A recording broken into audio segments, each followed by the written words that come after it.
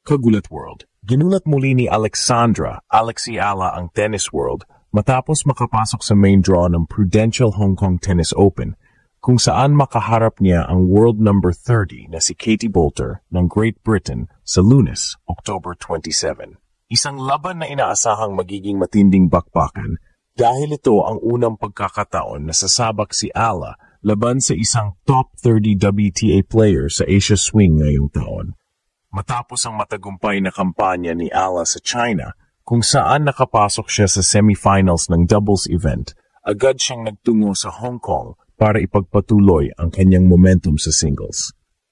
Ang 20 anyos na Pinay ay nasa gitna ng kanyang pinakamainit na stretch ngayong season, dala ang kumpiyansa at ritmo laban sa mas matataas na ranked opponents. Si Katie Boulter, na kasalukuyang number 30 sa WTA rankings, ay isa sa mga paboritong manalo sa torneo.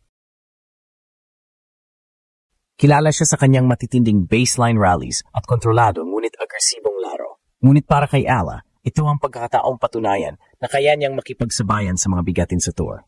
Sa mga nakaraang laban, ipinakita ng Pinay tennis star na may kakayahan siyang magbago ng tempo, mag-mix ng drop shots at deep returns, at sirain ang rhythm ng kalaban. Mga sandatang pwedeng makapagpaiba ng resulta.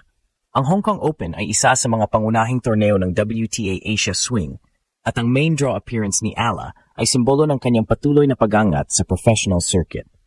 Mula sa pagiging junior Grand Slam champion, unti-unti niyang binubuo ang reputasyon bilang isa sa pinakamatatag na young contenders mula sa Southeast Asia. Para sa maraming Pinoy fans, hindi lang ito simpleng laban. Isa itong representasyon ng pag-asa at inspirasyon na isang Filipina ang kayang tumapat sa pinakamalalakas na atleta ng mundo. Sa edad na 20, dala ni Ala hindi lang ang kanyang raketa, kundi ang pangarap ng buong bansa na makita ang unang full-blooded Pinay na makapasok sa top 50 ng WTA. Ngayong Lunes sa Hong Kong, magbabalik sa court si Alex Ala para ipakita na ang kanyang pangalan ay handa ng umalingaw-ngaw sa mas malaking entablado. Ang tanong ng lahat, kaya ba niyang gulatin muli ang mundo at talunin ang top seed ng torneo? Buong Pilipinas ang mag-aabang. Buong Pilipinas ang muling nabuhayan na makumpirma na si Alexandra Ala, ang 20-year-old na tennis prodigy ng bansa, ay makakasabak sa main draw ng Prudential Hong Kong Tennis Open ngayong Lunes. At hindi lang basta laban ang naghihintay sa kanya. Ang unang makatapat ni Ala ay walang iba kundi ang world number 30 na si Katie Boulter ng Great Britain, isa sa mga pinakamainit na manlalaro sa women's tennis ngayong taon. Matapos ang matagumpay niyang kampanya sa China, kung saan umabot siya hanggang semifinals sa doubles event ng WTA Guangzhou Open, nagpasya si Ala na huwag nang magpahinga. Diretso siya sa Hong Kong, dala ang parehong enerhiya at determinasyong ipagpatuloy ang kanyang pag-akyat sa rankings. Ayon sa mga insiders mula sa WTA Asia Swing, nagulat ang ilan nang malaman na si Ala ay bibigyan ng main draw slot imbes na dumaan sa qualifying rounds. Isang patunay sa pagtaas ng kanyang kredibilidad sa tour. Si Katie Boulter, ang kanyang makakatapat, ay kilalang hard-hitting baseliner na may 6-foot frame at world-class serve. Ang 28-year-old na Briton ay nagwagi ng 2 WTA titles ngayong taon at nakapasok sa 4th round ng Wimbledon 2025, dahilan para tumaas ang kanyang ranking sa top 30. Maraming eksperto ang nagsasabing dehado si Ala sa laban, pero para sa mga nakakakilala sa Pinay star, iyon mismo ang paborito niyang posisyon, underdog, ngunit palaban. Si Coach Daniel Gomez, na kasama ni Ala sa Asia Tour, ay nagsabi sa panayam ng Tennis Philippines Online na nakatutok ngayon si Alex sa mental side ng laro. We've been working on patience and shot selection. Against Boulter, Alex needs to dictate rallies early, use her variety, and not get drawn into long baseline exchanges, ani Gomez. The Hong Kong courts are medium-paced, and that helps Alex's counterpunching game. Ayon naman sa mga taga-subaybay sa Pilipinas, ang laban na ito ay may halong kaba at pag-asa. Si Ala ay kasalukuyang nasa WTA rank number 53 at kung magtatagumpay siya laban kay Boulter, posibleng makapasok siya sa top 45, isang milestone na maglalapit sa kanya sa Grand Slam seeding territory. Bukod sa personal na ambisyon, dala rin ni Ala ang watawat ng bansa. Mula pa sa kanyang mga araw sa Rafa Nadal Academy sa Spain, naging malinaw na sa kanya ang misyon, hindi lang makapasok sa WTA, kundi maging inspirasyon ng mga kabataang Pilipina na nangangarap sa sports. Ngayong darating na Lunes, makikita ng buong mundo kung paano haharapin ng Pinay ang pinakamalaking hamon ng kanyang karera. Labanan ito ng determinasyon at disiplina at sa gitna ng mga cheering fans sa Victoria Park Tennis Stadium, isa lang ang tanong. Kaya bang gulatin muli ni Alex Ala ang mundo at pabagsakin ang isang top 30 star sa WTA?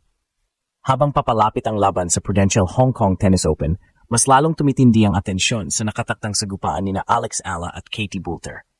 Isang banggaan ng bagong henerasyon ng Southeast Asian tennis at ng isang seasoned WTA contender. Para sa maraming analysts, ito ay hindi lamang isang laban sa pagitan ng dalawang magkaibang ranking, kundi isang pagsusukat ng kinabukasan laban sa kasalukuyang elite. Si Boulter, na tubong Leicestershire, England, ay kilala bilang isa sa mga pinaka-consistent na British players sa kasaysayan ng modernong WTA. Sa ilalim ng pamumuno ng coach na si Jeremy Bates, pinino niya ang kanyang serve-volley combination at forehand power, bagay na nagdala sa kanya sa finals ng Nottingham Open 2025 at semis ng San Diego Open. Ang kanyang disiplina at tactical control sa rallies ay siyang bumubuo ng kanyang reputasyon bilang silent killer sa court. Ngunit sa kabilang dulo, isang 20 anyos na Pinay ang may dalang kakaibang enerhiya at unpredictability.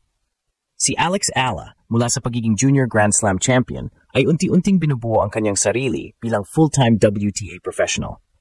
Kilala siya sa kanyang two-handed backhand, matalinong shot placements at composure kahit sa pressure points. Hindi tulad ng ibang kabataang players na mabilis mabuwag sa gitna ng laban, si Ala ay lumalaban ng may disiplina at determinasyon, mga katangiang natutunan niya mula sa kanyang mga taon sa Rafa Nadal Academy sa Spain. Sa mga huling practice sessions sa Hong Kong, kapansin-pansin na nakatutok si Alex sa serve returns at footwork drills. Ayon sa mga insiders, pinaghahandaan niyang basagin agad ang rhythm ni Boulter na kilalang gumagamit ng malalakas na flat serves upang dominahin ang first set. Kung magtatagumpay si Ala sa early breaks, posibleng mabago niya ang momentum ng laban. At ito ang eksaktong sitwasyon na gusto niya. Ang crowd factor ay isa ring magiging malaking bahagi ng laban. Ayon sa mga event organizers, sold out na ang opening day tickets at marami sa mga spectators ay mga Filipino workers sa Hong Kong na sabik makita ang kanilang kababayan. It feels like a home match for Alex, sabi ng isang tournament staff. Every time she plays in Asia, the Filipino community comes alive. You can feel the pride. Para kay Ala, ito ay higit pa sa laban para sa ranking points. Ito ay laban ng pagmamalaki ng bansa at pagpapatunay na kaya ng isang batang Pinay na makipagsabayan sa mga higante ng WTA Tour.